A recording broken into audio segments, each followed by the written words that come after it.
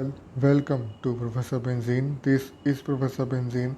Today we are discussing the third part of the solutions to NCERT questions of the third chapter of class 10th chemistry, metals and nonmetals. In this video, we will discuss solutions to exercise questions 1 to 8. So let's begin. First question is, which of the following pair will give displacement reactions? इसमें से कौन से pair में displacement reaction होगा? पहला है NaCl solution and copper metal, तो दूसरा है MgCl2 solution and aluminium metal, तीसरा FeSO4 solution and silver metal, and fourth AgNO3 solution and copper metal. अब इसमें से displacement reaction AgNO3 solution and copper metal में शो होगा. Which of the following metals is suitable for preventing an iron frying pan from rusting? इनमें से कौन सा method जो है वो एक आयरन फ्राइंग पैन को रस्टिंग से बचाने के लिए सही है? Applying grease, applying paint, applying a coating of zinc, all of the above. So right method is applying a coating of zinc. We can also apply grease or paint to prevent iron from corrosion. However, in case of iron frying pan, grease and paint cannot be applied because when the pan will be heated and washed again and again, the coating of grease and paint should get destroyed.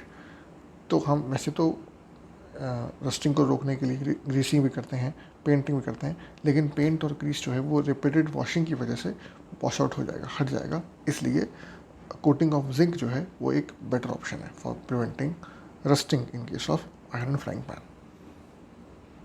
Next, an element reacts with oxygen to give a compound with a high melting point. This compound is also soluble in water. The element is likely to be.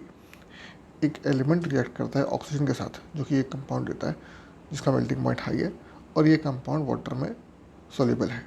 तो ये जो element है ये कौन सा होगा? Calcium, carbon, silicon और iron. Okay, so carbon and oxygen will not from a compound that has a high melting point.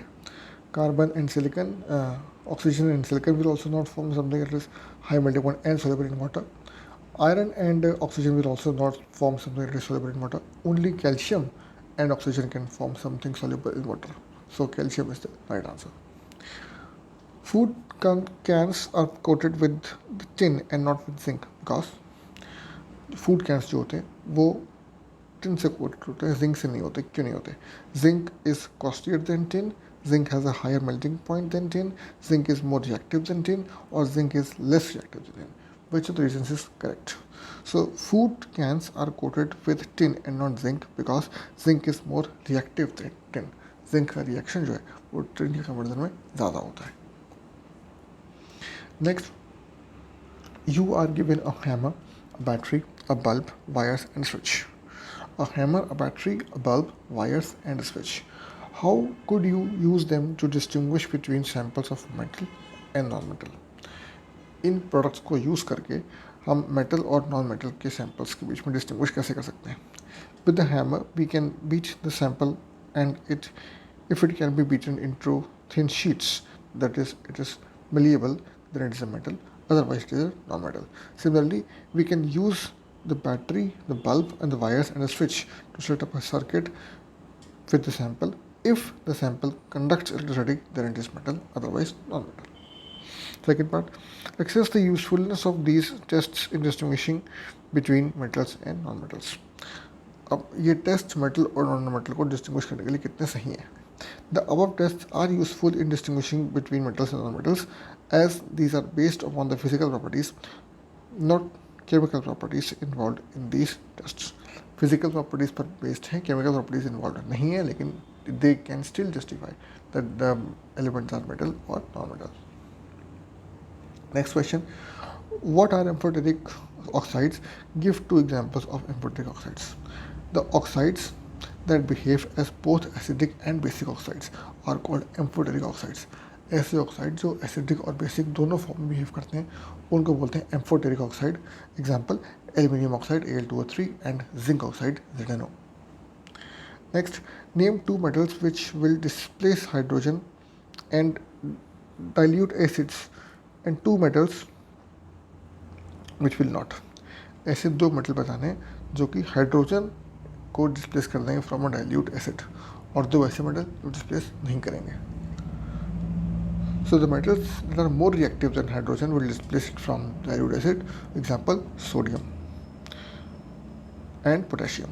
तो जो मेटल ज़्यादा रिएक्टिव हैं वो डिस्प्लेस कर देंगे, जो हाइड्रोजन से ऊपर आते हैं in reactivity series will displace hydrogen from a dilute acid. Example sodium and potassium.